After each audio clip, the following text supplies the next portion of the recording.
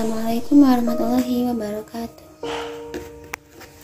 Hari ini saya akan menjelaskan mengenai filsafat pendidikan sebelum abad 20. Bagaimana latar belakang munculnya filsafat? Jauh sebelum manusia menemukan dan menetapkan berbagai suatu ilmu seperti ilmu kedokteran, ilmu matematika, mereka terlebih dahulu memikirkan dan dengan bertanya apa itu hakikat dari sesuatu yang mereka lihat. Bagaimana sih filsafat pendidikan sebelum abad 20? Pada pemikiran puja-hujatnya pada tahun 1986, perkembangan filsafat ini dibagi menjadi 4, yaitu filsafat Yunani, filsafat Hindu, filsafat Islam, dan terakhir filsafat Eropa atau filsafat modern. Filsafat Yunani ini merupakan filsafat tertua, mulai ada sejak munculnya Tas sebagai bapak filsafat. Kemudian ada 2 filsuf lainnya, yaitu Anaximenes dan Pythagoras. Aliran filsafat dari ketiga filsuf ini biasa disebut dengan aliran materialisme. Filsafat Yunani. Perkembangan filsafat Yunani ini sejalan dengan perkembangan filsafat Hindu. Bahkan ada para ahli yang mengatakan adanya kesamaan konsep mitologi antara filsafat Yunani dan filsafat Hindu. Filsafat Hindu ini tertuang dalam konsep Vedisme, Brahmanisme, dan Buddhisme.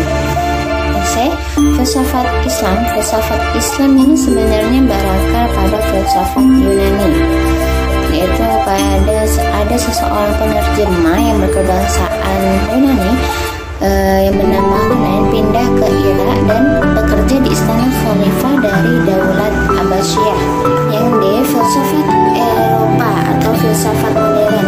Filsafat Eropa adalah filsafat modern yang berkembang sejak muncul keinginan untuk menjadikan pemikiran klasik sebagai pedoman untuk perkembangan ilmu pengetahuan dan kebudayaan yang biasa kita kenal dengan istilah Renaissance. 2. Perkembangan filsafat pendidikan. Filsafat pendidikan adalah pelaksanaan pedoman, falsafah dan kaidah falsafah dalam pendidikan yang mencerminkan dari segi pelaksanaan falsafah umum dan menitik beratkan kepada pelaksanaan prinsip-prinsip dan kepercayaan-kepercayaan yang menjadi dasar falsafah umum. Kemudian tinjauan pemikiran permulaan filsafat pendidikan.